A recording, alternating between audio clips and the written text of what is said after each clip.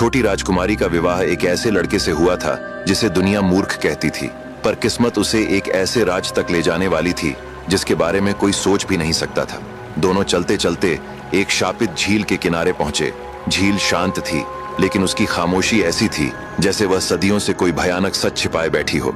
अचानक लड़के ने झील की सतह पर लाल लाल चमकते हीरे तैरते हुए देखे। उसकी आंखें लोभ से चमक उठीं।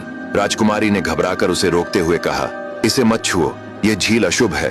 लेकिन लालच के आगे उसकी कोई बात नहीं चली। लड़के ने एक लाल हीरा उठा लिया और उसी पल से उनकी किस्मत का अंधेरा सफर शुरू हो गया। दूसरे राज्य में पहुंचकर वह मूर्ख लड़का राजा के दरबार में दरबान बन गया।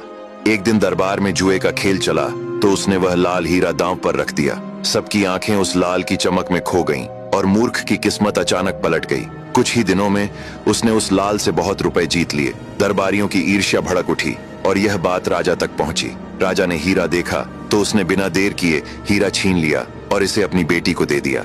राजकुमारी ने उस लाल को गले में पहन लिया। उसने एक तोता और मैना पाल रखा था। उसकी पालतू मैना बोली, राजकुमारी, यह लाल तो बेहद सुंदर है। किंतु तोता बोला, तुम क्या जानो, लाल का जोड़ा होता तो और सुंदर लगता। ये सुनकर राजकुमारी के दिल में दूसरा लाल पाने की आग जल उठी। वह सो गई और सुबह तक न खाई न पिया, बस एक जिद करती रही, एक और लाल चाहिए, नहीं तो मैं मर जाऊंगी। राजा डर गया क्योंकि एक ही बेटी थी और उसने मूर्ख दरबान को आदेश दिया कि एक और लाल ला कर दो, नहीं तो पूरे परिवार को गड्ढे में जिंदा दफना दिया जाएगा। वह घर आया और राजकुमारी को सारी बात बताई। राजकुमारी बोली, मैंने उसी दिन आपको कहा था कि लालच न करें, नहीं तो खतरा होगा, पर अब हो भी क्या सकता था। मूर्ख युवक लाल की खोज में निकल पड़ा। चलते चलते वह उसी नदी किनारे पहुंच गया। उसने सोचा, क्यों ना इस बात का पता लगाया जाए कि ये हीरे कहां से बहते हुए आ रहे हैं। यही सोचकर वह नदी के किनारे किनारे चल दिया। एक जगह उसने देखा कि किसी लड़की का सिर कटा है और उसका खून नदी में टप टप गिर रहा है। खून लाल बन रहा है और वही लाल नदी की धारा में बह रहा है।